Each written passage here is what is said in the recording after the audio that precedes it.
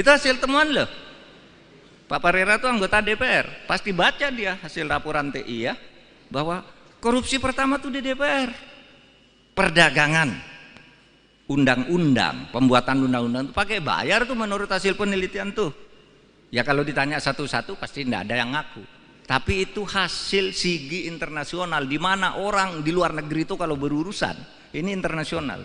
Wah Pak, sulit di DPR, harus bayar begini, ini kasusnya, gitu. Ada anggota DPR yang terlibat dalam konflik of interest.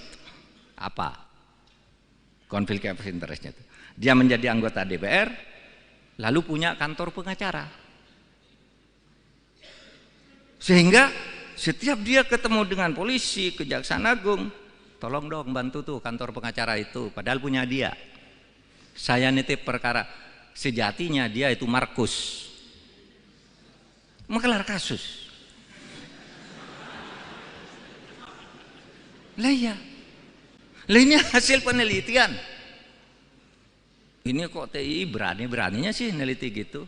Saya panggil beberapa jaksa, saya panggil beberapa hakim yang teman dekat saya. Apa betul tuh anggota DPR yang itu tuh suka ngurus perkara? Oh iya Pak, pernah ke sini dia ngurus perkaranya ini. Apa bilangnya? Saya ini anggota DPR, gimana caranya agar orang itu bebas? Terus kamu bilang apa?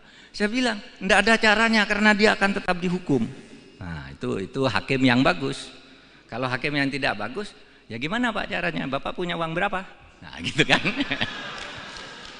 Itu hakim yang tidak bagus. Kalau hakim yang kenal saya ini bagus, enggak ada caranya.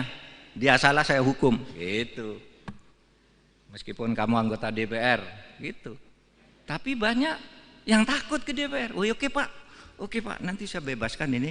Tapi nanti saya tolong ya diusulkan menjadi kepala kejaksaan negeri sana.